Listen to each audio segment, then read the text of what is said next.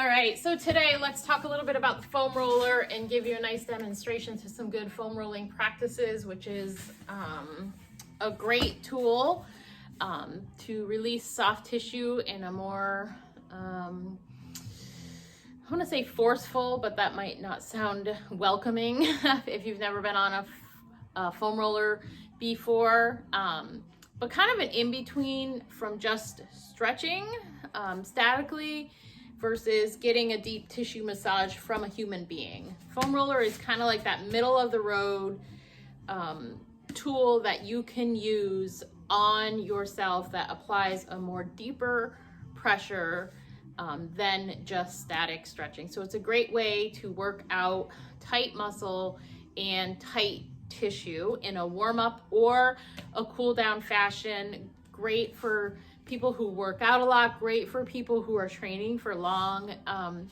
distance races, especially on those IT bands. So let's jump in and take you through some of my favorite foam rolling strategies. So you'll see this one here, fairly long. There's no ripples or anything on it. You can get them with ripples or what they call sort of rumbles on them, but this one's a fairly dense, hard roller, and some of them that are white in color are softer. So I consider this sort of your sort of standard foam roller in a longer length. I think it's 36 inches, which is a good recommendation. You can get them in small chunks. You can get them in half, cut in half, which doesn't roll. And like I said, you can get them with different textures and whatnot. But for today, we're just using a nice standard dense foam roller, which usually gets the job done.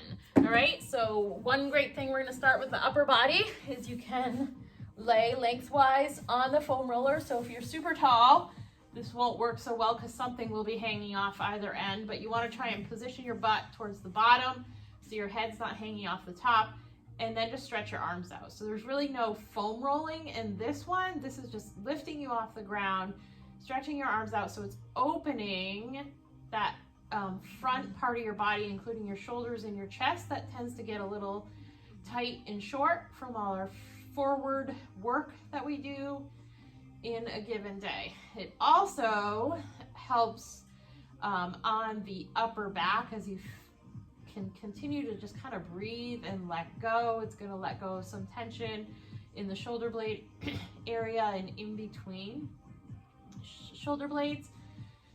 So if you just kind of lay here stretched out for about 30 seconds or so, and then you can start some snow angel motions.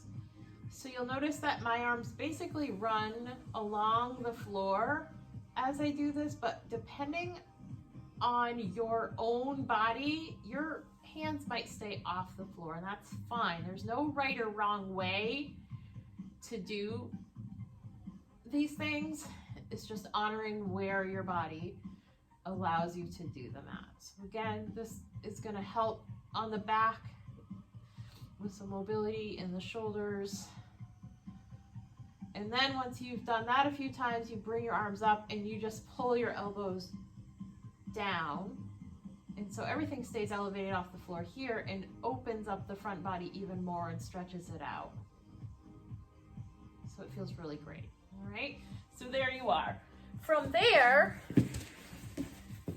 you're going to lean back on your foam roller at the bottom of your shoulder blades. You're going to lift up into a bridge, and then you can support your own head, and then you're just going to roll across your upper back. So from the bottom of your shoulder blades to the top of your shoulder blades. Try to keep your elbows nice and open. That way it's going to get the rear of the shoulder too. This one usually gets a really good reception from people because we tend to get a little tight in the back for several reasons. And so this gets out some of those tight spots, keeps that tissue a little bit softer. And you can see how I'm kind of moving a little bit as I'm going up and down on my back too. That just helps get into some spots a little bit more actively as opposed to just grinding over the same spot, like rolling out dough, which if you don't have a foam roller, You can use a rolling pin. You would use it a little bit differently than we're using the foam roller, but just for food for thought. All right, so that's then the upper back. So then let's transition to sit on top of it. And then you're just gonna roll your glutes. So this is sometimes a good place to start if you've never been on a foam roller before. Because first of all, it's round, so you gotta get comfortable with the motion so you don't fall off the floor. So just kind of back and forth. You can kind of draw a circle too as you do that. Again, that's just gonna target some different areas from that movement as opposed to just grinding back and forth. So if you bring your hands back, you can keep your hands on the floor, keep your hands on the foam roller, whatever works well for you. From there, we're gonna dig a little bit more into the individual glute muscles on each side of the body. So you're gonna lean onto one glute, and then you're gonna cross that same leg over that you're leaning onto. If you cannot cross over, if it feels too painful when you do cross over and start the motion, just leave the foot uncrossed, but you're leaning onto the one butt cheek, if you will. From there, you're gonna go back and forth at the same time that you're trying to draw a circle as you're rolling. So there's a little piriformis muscle that's deep in the glute that tends to get tight. So if this feels painful, there's a good chance that it's that little muscle that's kind of gotten bound up. And things like that happen from how we sit and how we stand. So seated, if we cross our legs and stuff a lot, that's really not great for us. And when we stand, if we push into one leg over the other to stand in that uneven position, that also is not great. So you want to make sure that you do both sides. And just kind of take note of how the body is feeling. First few times, this can be really painful for people. Aside from just getting the motions down of it, it just tends to work out the tightest spots that we have in our body, so it can be painful. All right, so we've gotten the glutes. So now we're gonna go to the IT band. And speaking of pain, this is typically the one that bothers the most. So IT band runs, it's not muscle, it's connective tissue. So it runs from the hip to the knee. So it's a lot more dense, a lot more fibrous, and causes pain. Again, from normal everyday activities, from exercise, from the way we stand and sit. So you're gonna place that foam roller on the IT band just below the hip bone. You can bring the top leg, if you were staggered or if you're straight here, bring the top leg over to provide a little support, because this is most likely gonna hurt.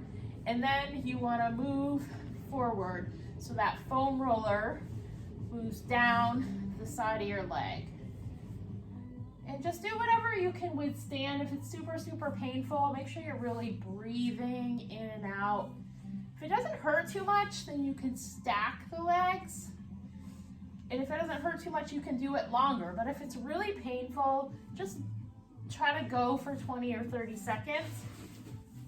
And then you're gonna go ahead and switch sides and do the same thing. And take note if one side feels different than the other. Like this one, much less pain than my other side, which makes sense for me at this point. Some other stuff that I've had going on my other leg. All right, so again, on this, we're kind of just going back and forth. We're not worried about circling around or anything, all right? So tight IT band, chronically tight IT band, is going to pull on the knee and cause pain in other areas, including the back. So it's something to be mindful of. That, especially if you're training for a running event, could be the number one thing that you would get on this foam roller to do day in and day out, to keep that tissue loose and to keep the rest of the anatomy working well for you to support you through that event. So from there, we've got the quads on the front of the legs. So you're gonna come over the top, just below the hip bones, kind of at the pelvic area, and then you're gonna roll forward and back. And notice as I'm rolling forward and back, I'm bending and straightening my legs. Again, just trying to make it more active and effective in those quadricep muscles. This one tends to feel fairly good for people. Some people are a little tight and knotty in the quad area, so it might cause more pain, especially if their hamstrings are weak and their quads are picking up a lot of that work. So from there, what you can do is turn the toes out, and that's gonna get into more of the medial aspect of the quad. Quadriceps made up of 4 muscles, so there's a medial muscle in addition to a lateral muscle, and then of course our main muscle on the top of the leg. So turning those toes out, getting right in there is great. And then you can do the opposite, which isn't quite as effective as turning them out, but you can turn them in and you'll feel that tension a little bit differently. All right? And then the final one, which I don't tend to use too much, but is definitely actually two more that I don't tend to use as much, but still effective. So you're gonna lay down next to the foam roller. You're gonna pull your leg up to a 90 degree, and then you're gonna roll the adductors out.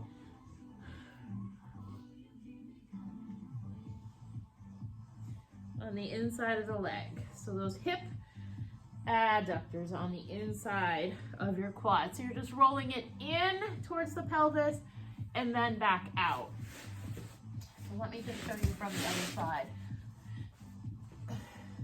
So see got kind of this 90 degree going on at the hip to the knee and just out and in.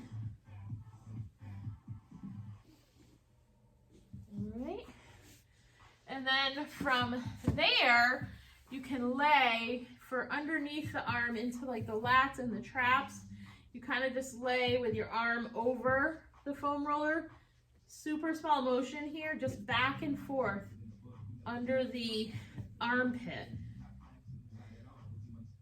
It can be super uncomfortable too. Bring it in a little closer for the other side.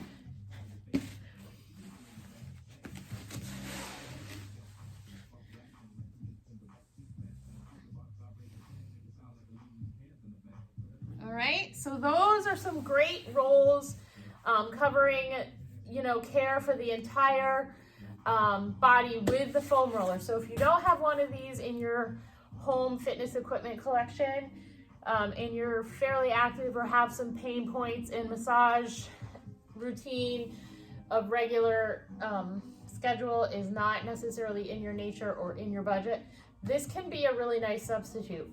Now, if the foam roller causes too much pain and you don't tend to get over that pain the more you use the foam roller, again, you can get a softer version.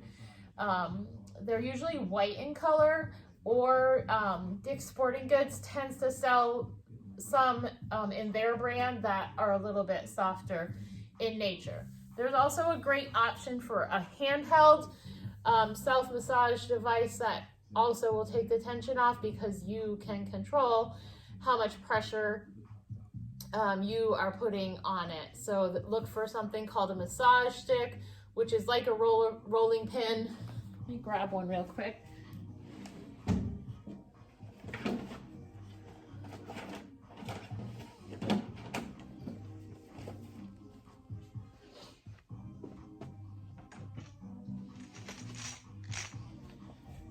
So massage stick, just like this, has got some knobs on it. And again, you can get different variations of this that would have more tension on it. But again, using it on your quad and whatnot, you can control how much pressure you're putting in there. So if the foam roller feels really hard and painful and makes you cry, you might want to downgrade to a massage stick, or even a rolling pin works. This one is especially good on the calf muscle as well. All right, so enjoy that and get yourself a foam roller.